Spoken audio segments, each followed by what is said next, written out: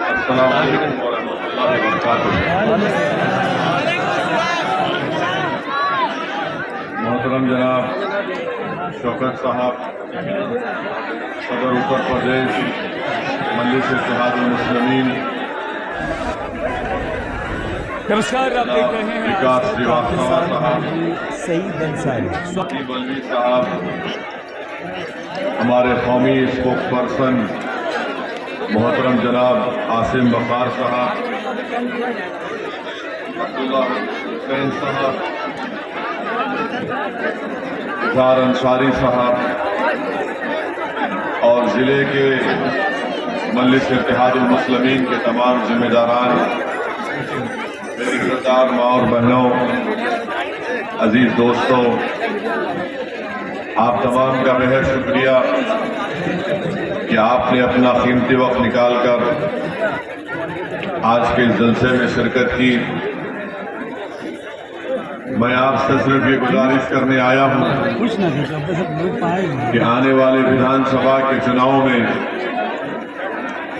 आप सब लोग मुत्तहदा तौर पर अपने वोट का इस्तेमाल करिए और उत्तर प्रदेश में मेरी आप तमाम से अपील है कि इस बार इंशाअल्लाह ताला हमको जिस तरह उत्तर प्रदेश में दीगर बिरादरियों ने, कास्ट ने अपनी अपनी एक सियासी लीडरशिप को बना दिया, ये ज़रूरी है, वक्त का तकाजा है और हालात मुल्क के जो जिस तरीके से तेजी से तब्दीली पैदा हो रही है, आए दिन हम देखते हैं कि उत्तर प्रदेश में दलितों पर, मुस्लिम अक़लियत पर, कमज़ोरों पर हुकूमत की तरफ से, फ़िरक़ा परस्त तंजीमों की तरफ से जो मज़ालिम ढाए जा रहे हैं, जो नाइंसाफ़ियों के दौर से हमको गुजरना पड़ रहा है। मेरे अजीज़ दोस्तों, मेरे बुजुर्गों, मेरी इज़्ज़तदार माँ और बहनों, मेरी आपसे गुजारिश है कि उत्तर प्रदेश में मुसलमानों को अपनी एक सियासी लीडरशिप बनाना ज़रूरी है और ये लीडरशिप जब आपकी दुआओं से, आपके वोट से बनेगी तो यकीनन भारत मजबूत होगा, उत्तर प्रदेश में मजबूती आएगी, फ़िरक़ा परस्ती में कमी होगी और जो मुसलमानों को उनका हक नहीं दिया जाता, हम उन हुकूक को हासिल कर पाएंगे। तो मेरी आप तमाम से ये अदबन गुजारिश है कि मुत्तहदा तौर पर अपने वोट का इस्तेमाल करिए और मजलिस इत्तेहादुल मुस्लिमीन के उम्मीदवारों को कामयाब और कामरान करिए। मुझे यहाँ पर अभी हमारे विकास श्रीवास्तव साहब ने बताया कि आपकी विधानसभा में यहाँ पर बहुत से मसाइल हैं जिसकी लिस्ट हमको दी गई कि मदरसे जो जदीद कारी हैं उसके असातिज़ा को 2017 से उन टीचर्स को तनख्वाह नहीं दी गई, किसानों को खाद के लिए कतारों में लगना पड़ता है, लाठियां खानी पड़ती हैं और उनको खाद नहीं मिलती, मजबूरन किसान भाइयों को ब्लैक में खाद खरीदना पड़ता है। मैं पूछना चाहता हूं योगी सरकार से कि किसानों को यहाँ पर खाद क्यों नहीं फराहम की जा रही है और क्यों ब्लैक मार्केटिंग खाद की हो रही है, फर्टिलाइजर की हो रही है। ये पूरा बाराबंकी का जिला, यहाँ पर सबसे ज्यादा मेथी की खेती होती है, लेकिन आज तक यूपी में बीजेपी और योगी की सरकार ने मेथी की फरोख्ती के लिए कोई एमएसपी तय नहीं किया गया। मत्था मत्था मत्था पेपरमेंट, मेथा पेपरमेंट सही है, मेथा में पेपरमेंट जो उसका एमएसपी यहाँ पर तय नहीं किया गया। मेरे अजीज दोस्तों और बुजुर्गों, ये आपके विधानसभा के और बाराबंकी जिले के ये मसाइल हैं। अक्टूबर में यहाँ पर सरयू नदी के किनारे जितने गांव थे, अक्टूबर में इतनी बड़ी बारिश हुई, आप देखते हैं कि गन्ने की खेत मुतासिर हुई, क्या क्या वहां पर किसानों को तकलीफ नहीं उठाना पड़ा। उसका जो काम था वो काम भी योगी सरकार मुकम्मल नहीं कर सकी। मेरे अजीज दोस्तों और बुजुर्गों, इस जिले में बड़ी तादाद में हमारे अंसारी भाई रहते हैं। वो मेरी इस बात से मुत्तफिक होंगे कि हैंडलूम और पावरलूम को बुरी तरह से मुतासिर करके रख दिया गया, बल्कि एक्सपोर्ट पॉलिसी में तब्दीली के बाद आज उनको बहुत बड़ी तकालीफ और मुश्किलात का सामना करना पड़ता है। मेरे अजीज दोस्तों और बुजुर्गों, हमारे अंसारी भाइयों को आज आप देखते हैं कि बिजली की कीमतों में इतना इजाफा कर दिया गया कि आज वो अपना पावरलूम और हैंडलूम की वो छोटी इंडस्ट्री को भी नहीं चला पाते। यानी हर महाज पर बीजेपी की सरकार हर महाज पर नाकाम साबित हो गई। और हद तो ये हो गई कि अगर हमारा कोई नौजवान बच्चा बैरूनी मुल्क जाना चाहता है काम करने के लिए और अगर पासपोर्ट बनाता है तो पासपोर्ट के लिए बगैर 1000 या 2000 रुपये रिश्वत दीजिए तभी उसका पासपोर्ट बनता है, उसका क्लियरेंस किया जाता है। और मोदी जी दिल्ली में बैठकर बोलते ना खाऊंगा ना खाने दूंगा, मगर यूपी की पुलिस को खाने दूंगा। यानी पासपोर्ट बनने के लिए 1000 से 2000 रुपए की रिश्वत देनी पड़ती है। प्रधानमंत्री आवास योजना जो ग्रामीण में आप बेहतर जानते हैं कि जब तक 20 से 30 हजार का कमीशन नहीं दिया प्रधानमंत्री ग्रामीण में कि घर नहीं मिलता किसी को। मेरे अजीज दोस्तों और बुजुर्गों, एक लंबी फेहरिस्त है कि यहाँ पर जो काम नहीं किए गए। यहाँ पर मजलिस के उम्मीदवार को जिला परिषद के इलेक्शन में कामयाबी भी मिली थी, मगर प्रशासन ने और हुकूमत ने हारने वाले को सर्टिफिकेट दे दिया जिसका ताल्लुक समाजवादी से था। इंशाअल्लाह ताला तुमने सर्टिफिकेट तो ले लिया, मगर इस विधानसभा में मजलिस कामयाब होगी और यहाँ से बीजेपी और तुमको हराएगी। मेरे अजीज दोस्तों और बुजुर्गों, ना सिर्फ ये बल्कि यहाँ पर जो जिला दवाखाना है वहां पर हमारे महिलाओं को अगर वो प्रेग्नेंट होती हैं, हामिला होती हैं, तो उनको वहां पर कई वैकेंसियां हैं डिस्ट्रिक्ट के अस्पताल में, मगर योगी सरकार उन वैकेंसीज को पूरा नहीं करती। और अगर कभी रात में खुदा ना खास्ता हमारी किसी बहन को अस्पताल जाने की जरूरत पड़ती तो गवर्नमेंट के उस अस्पताल में कुछ नहीं होता, प्राइवेट अस्पताल में जाकर उनका इलाज कराना पड़ता। मेरे अजीज दोस्तों और बुजुर्गों, मेरी इज्जतदार माँ और बहनों, मैं आपको ये भी बताने आया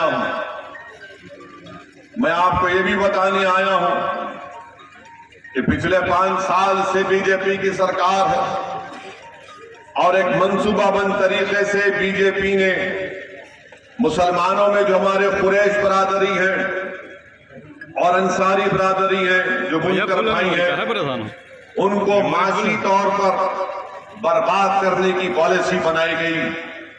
उनको बेरोजगार करने की पॉलिसी बीजेपी बनाती रही।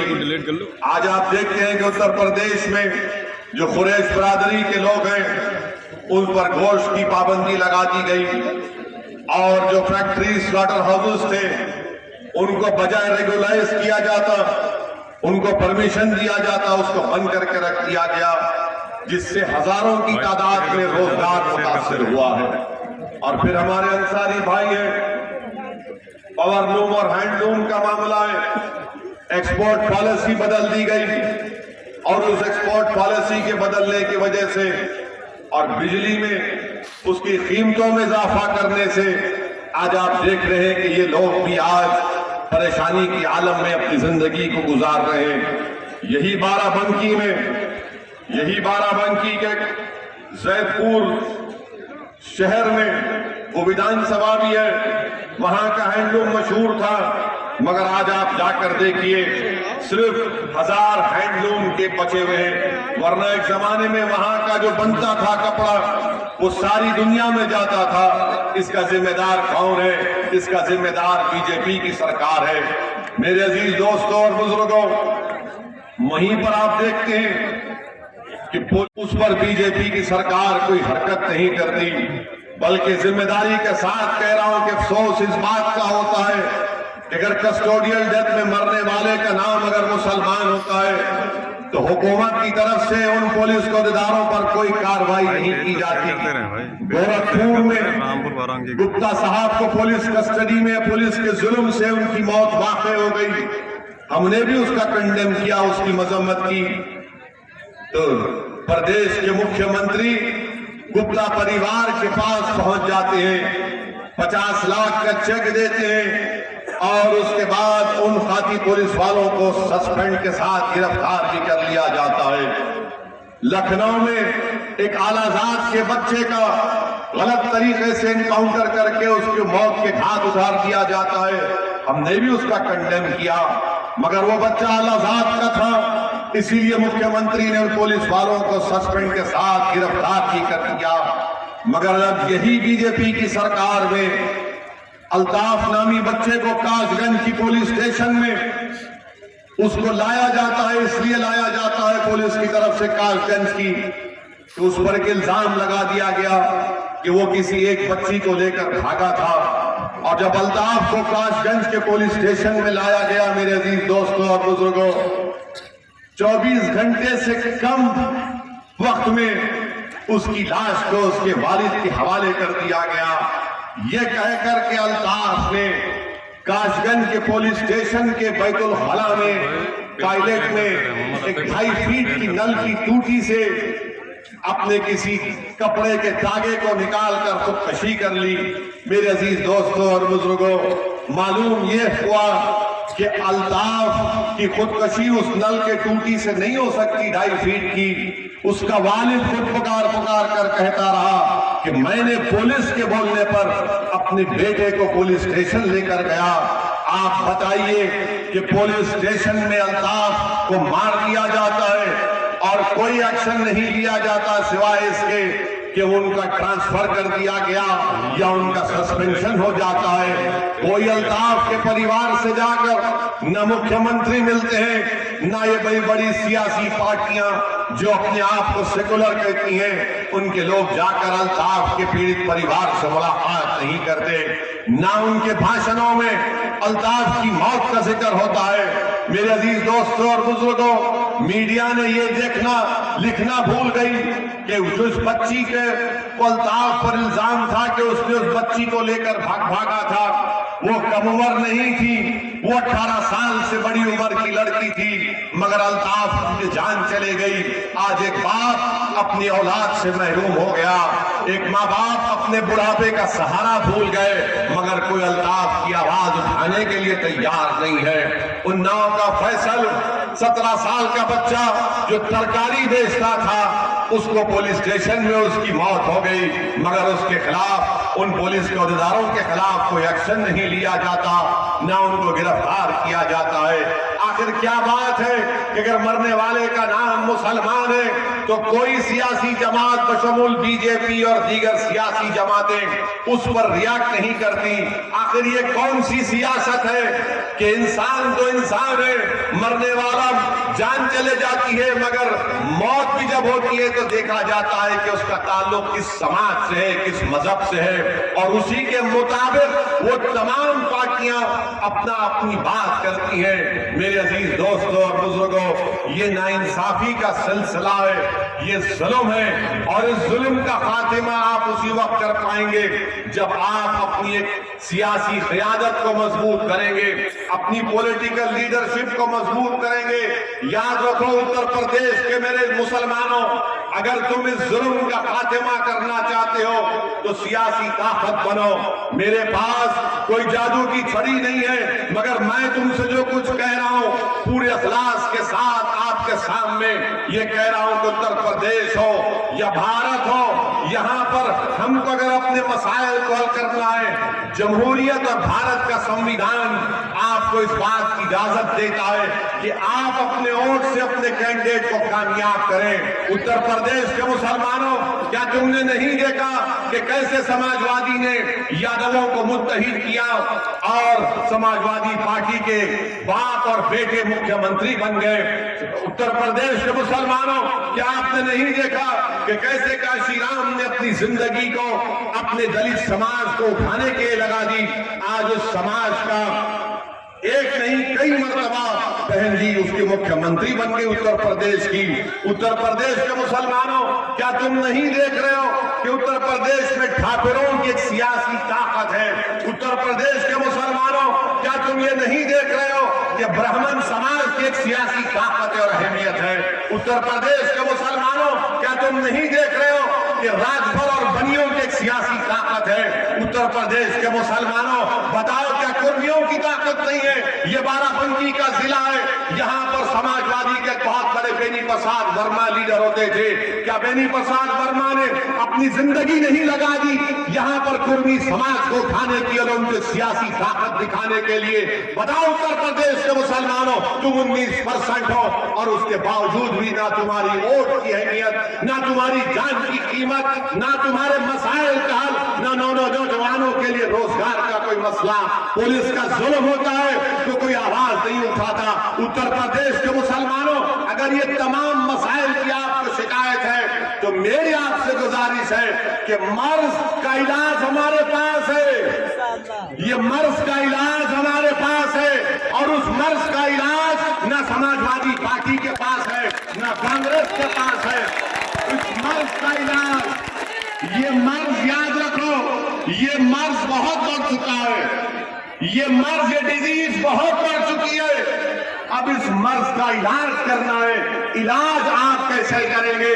जज्बाती तकारीर से नहीं, नारों से नहीं, थाली मार कर नहीं, बल्कि अपनी पार्टी के उम्मीदवारों के हक में वोट देकर, उनको विधायक बनाकर, उनको असेंबली में भिजाकर, उनको सांसद बनाकर, पार्लियामेंट में भिजाकर, इस मर्ज का इलाज सिर्फ यही है कि मुत्तहिद हो जाइए, अपने वोट से अपने पार्टी को और अपने कैंडिडेट्स को कामयाब करिए। बेनी प्रसाद वर्मा ने जिंदगी लगा दी अपने कुर्मी समाज को उठाने के लिए। आज उत्तर प्रदेश में कुर्मी समाज को इज्जत की निगाहों से देखा जाता है। बताओ उत्तर प्रदेश के मुसलमानों, तुम्हारी जान की कीमत नहीं, तुम्हारी वोट की अहमियत नहीं, तुम्हारे कोई मसाइल पर नहीं किया जाता।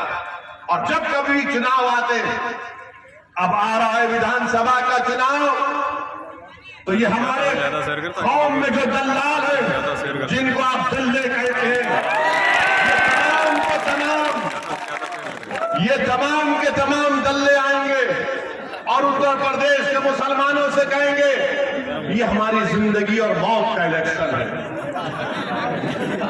कहेंगे, कहते हैं ना, कहते हैं ना कि हमारी जिंदगी मौत का इलेक्शन है। मुसलमानों, क्या 2014 का इलेक्शन जिंदगी मौत का नहीं था? क्या 2007 का विधानसभा का चुनाव जिंदगी मौत का नहीं था?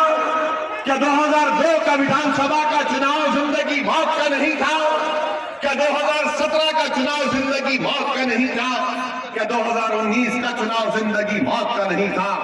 याद रखो उत्तर प्रदेश के मुसलमानों, मेरी बात तुमको कड़वी लगती होगी, मगर सच्चाई को बयान कर रहा हूं इसलिए कड़वी लगती होगी। सच्चाई यह है कि कुर्मी समाज से कोई जाकर नहीं कहता कि अगर तुम कुर्मी कैंडिडेट को वोट नहीं दोगे तो जिंदगी और मौत का मामला हो जाएगा। कोई यादवों को जाकर नहीं कहता कि अगर तुम यादव को वोट नहीं दोगे तो जिंदगी और मौत की बात हो जाएगी। कोई ब्राह्मण समाज के लोगों को जाकर नहीं कहता कि वोट नहीं दोगे तो जिंदगी और मौत की बात हो जाएगी। कोई ठाकुरों से जाकर नहीं कहता कि अगर ठाकुर को वोट नहीं दोगे तो जिंदगी और मौत की बात हो जाएगी। कोई राजभरों से जाकर नहीं कहता। आखिर उत्तर प्रदेश में 19% मुसलमानों को क्यों डराया जाता है मौत से? क्यों डराया जाता है कि चुनाव आ गए, जिंदगी और मौत का बात हो गई? असदुद्दीन अवैसी आता उत्तर प्रदेश को। मैं यहाँ पर अपनी मकबूलियत के लिए नहीं आया हूँ भाई, पेज को शेयर करते रहे। मैं यहाँ पर अपनी अनाज की तस्कीन के लिए नहीं आया हूँ। मैं यहाँ पर अगर आया हूँ तो इन जालिमों के जुल्म को देख कर आया हूँ, मैं नहीं आता। से वादा कर रहा हूं कि अल्लाह सुब्हानहू व तआला जब तक मुझे जिंदा रखेगा मैं उत्तर प्रदेश में आता रहूंगा, चुनाव लड़ता रहूंगा और आपकी आवाज को आपके मसाइल उठाता रहूंगा। अब चुनाव आ रहे तो ये दल्ले पुकार रहे, तो कभी दिल्ली में, तो कभी लखनऊ में, तो कभी पूर्वांचल में, तो कभी वेस्टर्न यूपी में बैठकर आकर कहते हैं कानों में जिस तरह शैतान कहता है फुसफुस जैसे शैतान करता है। कहेंगे नौजवानों से कि तुम नौजवान हो, जिंदगी मौत का फैसला है। बुजुर्गों से कहेंगे जिंदगी मौत की बात है। अरे आखिर कब तक तुम हमको इसी तरह डराते डराते हमारी जिंदगी को बर्बाद कर दिए, हमारे वोट तो हासिल कर लिए, ना हमको तुम चैन से जीने दे रहे, ना हमारी मौत में भी इज्जत है। अगर हमारी मौत में इज्जत होती तो हमारा बच्चा बैतुल खला में नहीं मरता। अगर नौजवानों की जिंदगी की अहमियत होती तो अल्ताफ बैतुल खला में नहीं मरता। अगर मुसलमान की इज्जत होती, अगर मुसलमान की इज्जत होती तो मौत में भी इज्जत होती, वरना वो फैजान को पुलिस स्टेशन में मार दिया गया। मेरे भाई बताओ तुम कब बेदार हो गए? बेदार आपको होना है, दुनिया बेदार हो चुकी है। उत्तर प्रदेश का हर समाज 25-30 साल पहले बेदार हो चुका है और आप और हम सो रहे हैं। उठो, जागो, जागो। अगर तुम आज नहीं जागोगे तो कब जागोगे? जब शोरे कयामत होगा। तुम जब जागोगे जब शोरे कयामत होगा। आज जागो, कल का मुस्तकबिल तुम्हारा होगा, याद रखो इंशाअल्लाह ताला। आपको सिर्फ हिम्मत करना है, अपने फैसलों पर भरोसा रखना है और डरने और घबराने की जरूरत नहीं है आपको। जीना और मरना तो अल्लाह के हाथ में है। अगर जब मैं दुनिया में पैदा हुआ तो जिस दिन मैं पैदा हुआ मेरे कान में अज़ान दी जाती, देते नहीं देते कान में अज़ान? उसका मतलब क्या है? उसका मतलब क्या है बताओ? जब मुसलमान पैदा होता है, चाहे बेटा या बेटी, तो पहले बुलाया जाता है किसी एक बुजुर्ग को खानदान के या नेक आदमी को कहा जाता है कि दोनों कान में अज़ान हो। उसका मतलब ये है कि अब तुम्हारी कान में अज़ान दे दी गई, अब कभी भी तुम्हारी मौत हो सकती है और जब तुम्हारी मौत होगी तो कान में नहीं, जनाजा खड़े रहेगा और तुम्हारी नमाज जनाजा पड़ी जाएगी। तो अपनी जिंदगी तो अल्लाह के हाथ में। असदुद्दीन ओवैसी भी जाएंगे दुनिया से, योगी भी जाएंगे, मोदी भी जाएंगे, अखिलेश भी जाएंगे, सब जाएंगे इस दुनिया से, कोई नहीं बचेगा, सब जाएंगे। मगर जिंदगी का म्यार, जिंदगी तुमने कैसे गुजारी वो देखो। मैं आपसे सिर्फ यही दर्दमंदाना गुजारिश करने आया हूं कि डर डर कर वोट मत दो इन लोगों को, डर डर कर वोट मत दो। ये कुछ नहीं किए, वोट तो ले लिए, बताओ वोट तो ले लिए, हासिल क्या किया? मेरे अजीज दोस्तों और बुजुर्गों, मेरी इज्जतदार माँ और बहनों, यहां की विधानसभा में 5 साल पहले समाजवादी पार्टी से जो उम्मीदवार थे गोप साहब, क्या आपने यहां पर जो बीजेपी का विधायक है उसको वोट दिया, समाजवादी के कैंडिडेट को वोट दिया? बताओ, शर्माओ में समाजवादी को दिया ना आपने, दिया ना आपने? तब भी वो 22,000 से कैसे हार गए? कैसे हारे 22,000 से वो? कैसे हारे 22,000 से वो? और आपको मालूम कि 2012 का जब विधानसभा का चुनाव हुआ तो बीजेपी दूसरे नंबर पर नहीं थी, चौथे नंबर पर थी। यहां पर 2012 से 17 में बीजेपी जीतती है, 22,000 वोट से जीतती है। आप तमाम मुसलमानों ने वोट दिया मगर बीजेपी को नहीं दिया, आपने किसी और को दिया। इस बुनियाद पर दिया कि जिंदगी मौत की बात है, जिंदगी मौत की बात है, आपने दे दिया, झोली भर भर के दी। उसके बावजूद भी यहां से वो हार गए। क्यों हारे? इसलिए हारे कि समाजवादी पार्टी को दूसरों का वोट नहीं मिला। ये हकीकत है, इससे कोई इनकार नहीं किया जा सकता। लोकसभा का चुनाव हुआ 2019 का, यहां से बीजेपी के एमपी उम्मीदवार जीत गए, 1 लाख वोट से जीते। अब बताओ क्या आपने वोट नहीं दिया था? यहां से सपा और बीएसपी का अलायंस था 2019 में। 17 में अखिलेश और राहुल का अलायंस था। 19 में अखिलेश और बहन जी का था। 5 साल पहले विधानसभा में अखिलेश और राहुल का था। जब अखिलेश और राहुल मिले तो 22,000 वोट से हार गए। जब अखिलेश और बहन जी मिले तो यहां से बीजेपी का कैंडिडेट 1 लाख वोट से लोकसभा की सीट पर जीत गया। किसके वोट नहीं मिल रहे लोगों को? और आपको क्या है, हम मुसलमान हैं, हमको डालना है। आपके लिए तो ऐसा लग जाता है कि नमाज फर्ज है तो बोलते हैं ओढ़नी इनको डालना फर्ज है, सेकुलर पार्टियों। नमाज फर्ज है, इनको वोट डालना फर्ज नहीं है। उनको वोट डालोगे तुम्हारे लिए लड़ेंगे, जो तुम्हारे मसाइल को उठाएंगे, तुम्हारे बच्चों के स्कूल का मुतालबा करेंगे, जो तुम्हारी तरक्की की बात करेंगे। ये लोग सिर्फ वोट लेते और उसके बाद गायब हो जाते हैं। अब जब मजलिस आकर इलेक्शन लड़ रही है तो हम पर इल्जामात की बौछार लगा दी जाती है। हम पर क्या क्या इल्जाम नहीं लगाते, मगर हमको उसकी फिक्र नहीं है। मैं आपसे सिर्फ यही गुजारिश करने आया हूं कि मुत्तहिद रहिए, अपने वोट का इस्तेमाल करिए। मेरे अजीज दोस्तों और बुजुर्गों, हमारा उत्तर प्रदेश में पहला काम और मिशन ये है कि बीजेपी की सरकार दोबारा उत्तर प्रदेश में ना बने और बाबा मुख्यमंत्री ना बने।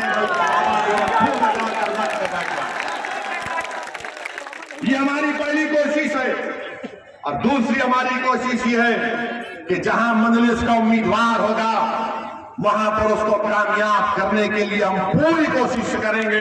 आपका साथ, आपकी दुआओं की जरूरत है। अगर आपका साथ होगा, आपकी दुआएं रहेंगी तो इंशाअल्लाह ताला मजलिस इत्तेहाद और मुस्लिमीन के उम्मीदवार की कामयाबी होगी। हम चाहते हैं कि बाबा दोबारा मुख्यमंत्री ना बने और इंशाअल्लाह ताला हम पूरी कोशिश करेंगे। मगर मेरे अजीज दोस्तों और बुजुर्गों, अभी 2 दिन पहले बीजेपी ने किसानों के कानून को वापस ले लिया किसानों के कानून को। और फिर देश के सामने आकर देश के प्रधानमंत्री, वजीर आजम, प्राइम मिनिस्टर ने कह दिया, क्या कहा कि हमारी तपस्या में कुछ कमी थी होगी। सुना था ना आपने? क्या कहा देश के प्रधानमंत्री? हमारी तपस्या में कोई कमी थी होगी। हाय मोदी जी, क्या एक्टिंग! गनीमत है फिल्म इंडस्ट्री में नहीं गए, वरना पूरे बेस्ट एक्टर के अवार्ड पॉलिटिक्स में आ गए, बेचारे एक्टर बच गए। तपस्या में कमी थी। 750 किसान मर गए, अपनी जान दे दिए।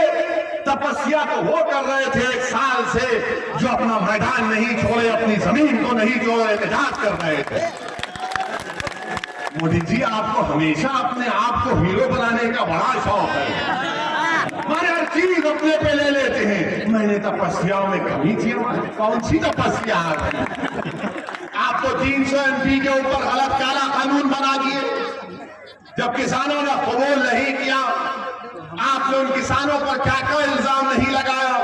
खालिस्तानी है, ISI की है, पैसा आता है, बकवास, सब नाम शराब।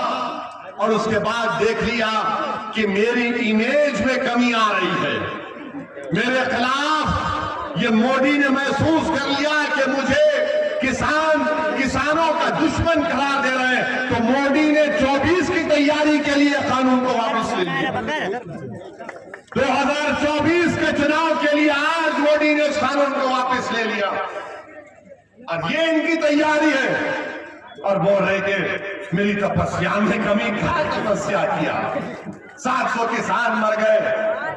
और फिर कोई इनका बीजेपी का कोई मंत्री कहता है कि कानून है, जुड़ते हैं, बनते हैं, फिर बनाएंगे किसानों के साथ हम पूरे रोड पर निकल कर आकर ठहरेंगे इंशाअल्लाह। मेरे अजीज दोस्तों और बुजुर्गों, ये बीजेपी के कारनामे, बेरोजगारी भारत के नौजवानों का मुकद्दर बन गया।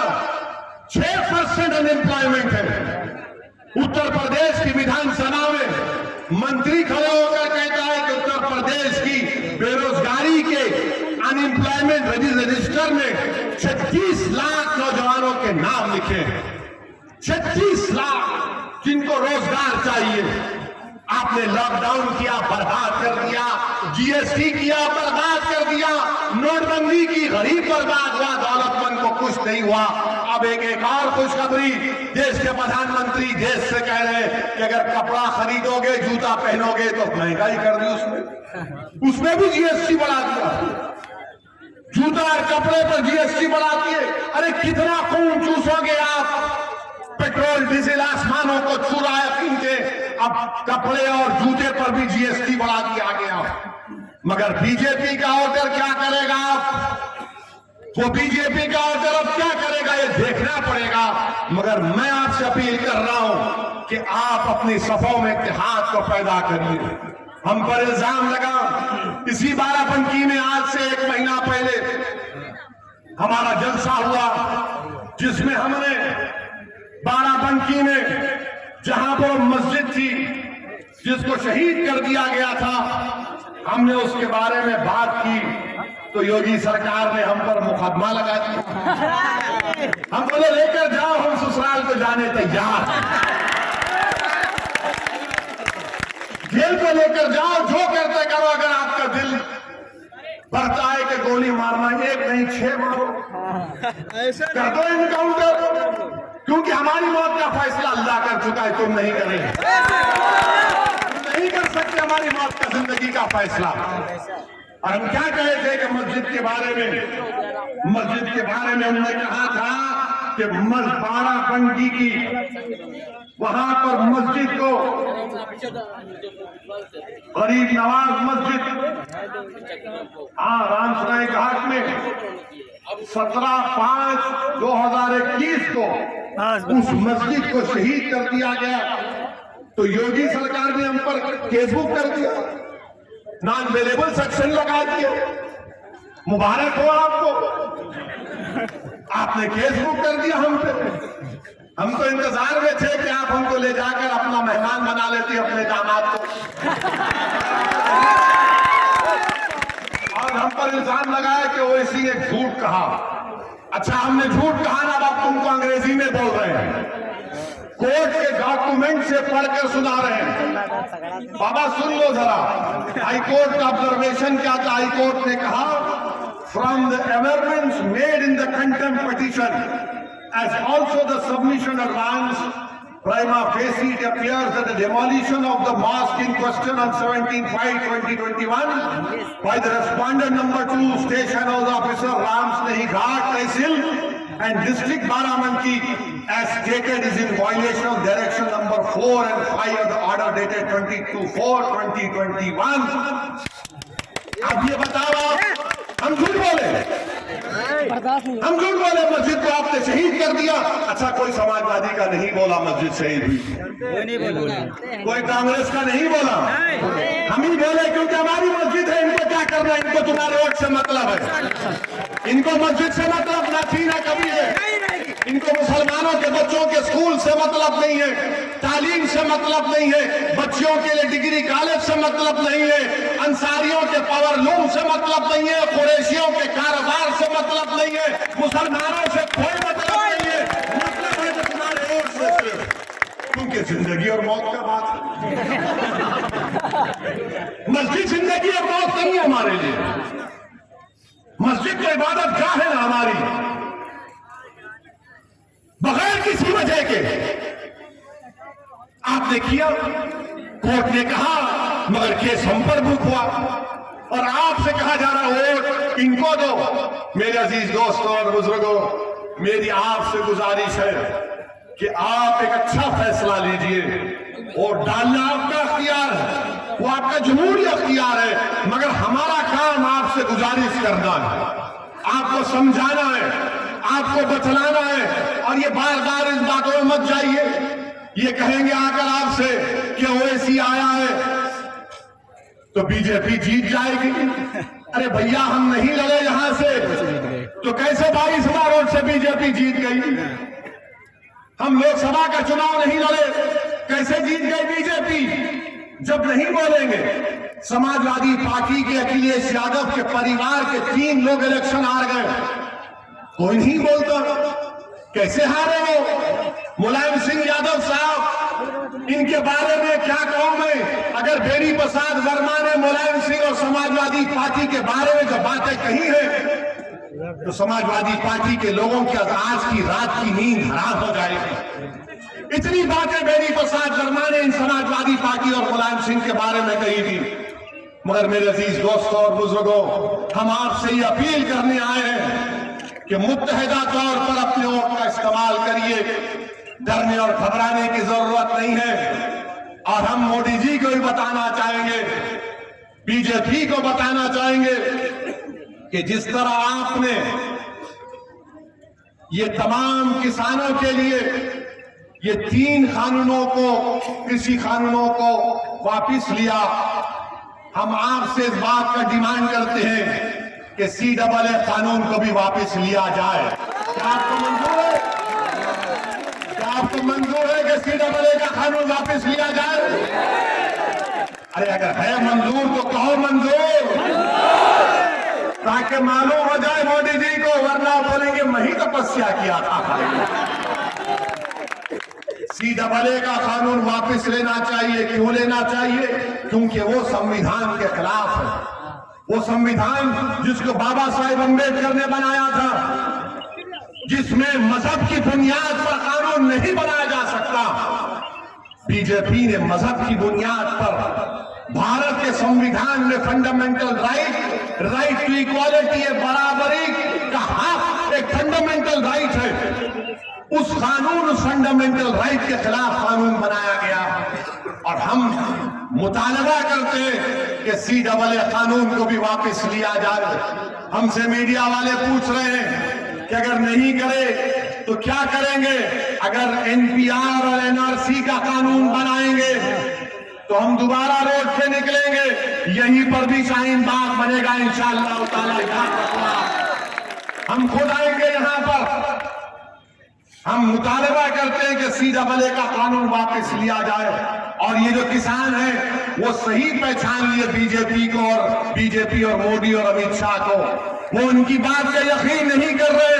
वो ये कह रहे हैं कि जब पार्लियामेंट शुरू होगा, जब पार्लियामेंट में बिल आएगा तो हम फैसला करेंगे। क्योंकि जब CAA का कानून पार्लियामेंट में आया, उससे 2 दिन पहले देश के प्रधानमंत्री नरेंद्र मोदी ने कहा था कि कहां NPR NRC की बात इसमें है। हमको याद थी, हमने पार्लियामेंट में तकरीर की, और जब अमित शाह हमारे सवाल तकरीर का जवाब देने के लिए पार्लियामेंट का खड़े हुए तो हमने कहा अमित शाह ये तो बता दो NPR NRC होगा नहीं होगा?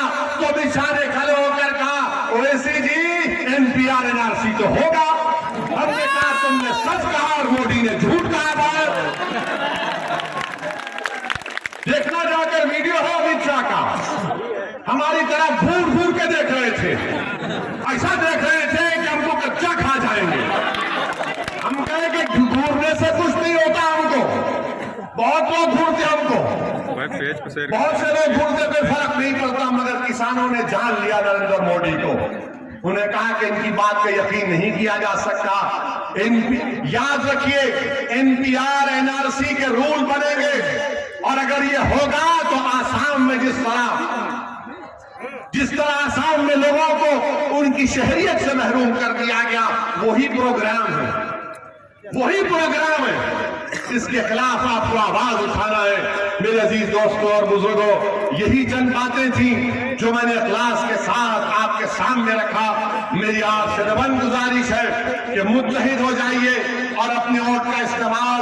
मजलिस का इंतखाबी निशान पतंग है, पतंग के निशान पर बटन दबाकर अपनी पार्टी को और अपने इत्तेहाद को कामयाब करिए। अस्सलाम वालेकुम रहमतुल्लाहि व बरकातहू। नारे तकबीर, नारे तकबीर। अस्सलाम वालेकुम व रहमतुल्लाहि व बरकातहू।